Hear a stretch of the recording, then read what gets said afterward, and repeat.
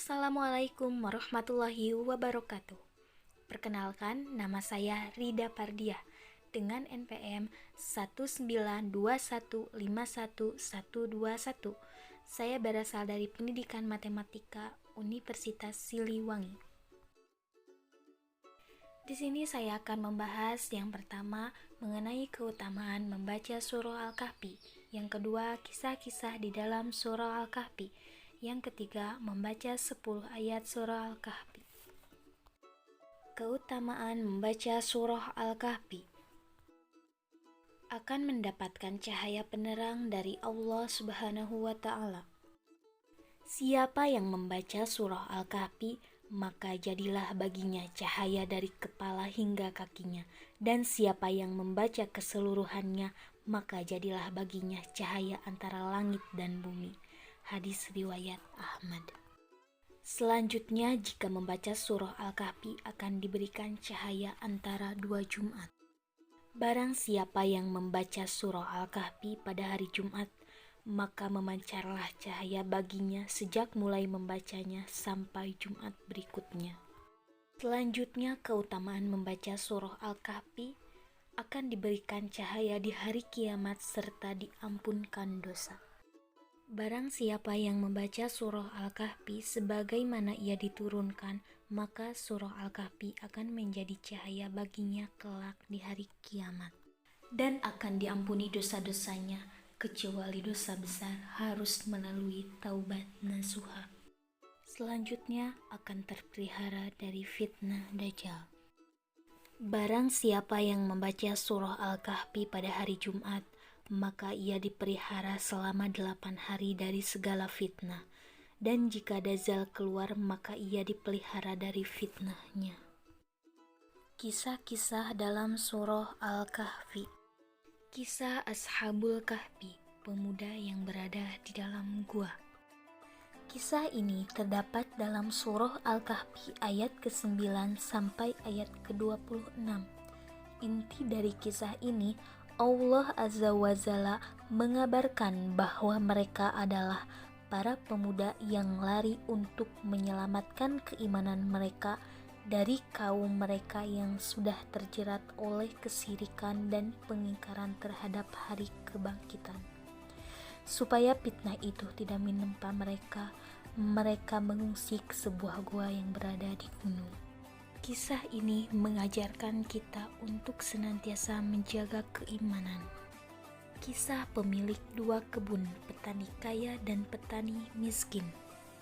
Kisah ini terdapat dalam surah Al-Kahfi ayat ke-32 sampai ayat 44. Inti dari kisah ini menceritakan 2 orang petani, yang satu kaya, namun ia memiliki sifat kikir, syirik, dan sombong. Sedangkan satu lagi, meski dia miskin, tetapi dia menjaga keimanannya dan pasrah kepada Allah. Kisah ini mengajarkan bahwa kekayaan adalah titipan yang hanya sementara, dan sewaktu-waktu bisa sangat mudah Allah ambil kembali. Jangan sampai hidup di dunia hanya fokus mencari kekayaan dunia sesaat, dan sampai lupa diri bahkan syirik terhadap Allah Subhanahu wa Ta'ala. Kisah Nabi Musa alaihi salam dan Nabi Khidir alaihi salam, ujian ilmu. Kisah ini terdapat dalam surah Al-Kahfi ayat ke-60 sampai ayat 82. Dari Ubay bin Ka'ab, Rasulullah SAW bersabda, pada suatu ketika Musa berbicara di hadapan Bani Israel. Kemudian ada seseorang yang bertanya, "Siapakah orang yang paling pandai itu?" Musa menjawab, "Aku." Lalu Allah Subhanahu wa Ta'ala mengutus Jibril untuk bertanya kepadanya, "Wahai Musa, tidakkah engkau mengetahui di mana Allah Subhanahu wa Ta'ala meletakkan ilmunya?" Mendengar firman Allah yang dibawa Jibril, Nabi Musa sadar bahwa dia terburu-buru menyampaikan jawaban. Jibril kembali bertanya kepadanya, "Sesungguhnya Allah Subhanahu wa Ta'ala mempunyai seorang hamba yang berada di Majma' al-Bahrain yang dia lebih alim daripada kamu." Singkat cerita, Nabi Musa alaihi salam menemui orang yang dimaksud oleh malaikat Jibril. Setelah Nabi Musa menemui orang tersebut, Nabi Musa menyadari akan kesalahannya. Dan orang yang dimaksud oleh malaikat Jibril itu adalah Nabi Khidir alaihi salam. Kisah ini menjelaskan tentang pentingnya bertawadu dan menyadari bahwa di atas orang yang berilmu ada yang lebih berilmu lagi. Kisah Raja Zulkarnain, ujian kekuasaan. Kisah ini terdapat dalam surah Al-Kahfi ayat ke-83 sampai ayat 101. Menurut Ibnu Katsir, Zulkarnain adalah seorang raja yang adil dan bijaksana yang telah menjelajahi bumi bagian timur dan barat. Ia adalah seorang mukmin penyebar agama Allah, mempunyai banyak keajaiban atas kuasa Allah Subhanahu wa Ta'ala. Ia mengajak penduduk negeri-negeri yang ditaklukkannya untuk beriman kepada Allah Subhanahu wa Ta'ala. Kisah ini mengajarkan untuk tetap rendah hati meskipun memiliki kekuasaan yang besar dan mampu melakukan segala hal yang diinginkan. A'udzu billahi minasyaitonir rajim. Bismillahirrahmanirrahim.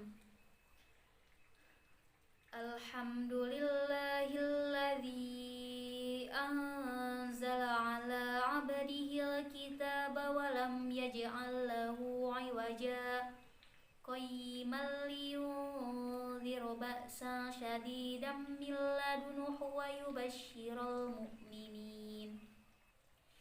yubashshiral mu'minina alladhina ya'maluna as-solihati anna lahum ajran hasana makithina fihi abada wa yunziral ladhina qalu ittakhadallahu walada ma lahum bihi min ilmin wala liabaihim kaburat kalimatan tahruju min afwahihim yaquluna illa kadhiba fala'allaka bahi'un nafsaka ala atharihim illam yu'minu bihadal hadithi asafa inna ja'alna ma'alal ardi zinnatan laha linabluwahum ayyuhum ahsanu amala wa inna laja'iluna ma 'alaiha sa'idan zuruja am hasibta anna ashabal kahfi warraqimi kanu min ayatina 'ajaba idh awal fityatu ilal kahfi faqalu rabbana atina min ladunka rahmatan wa hayyi' lana min amrina rasyada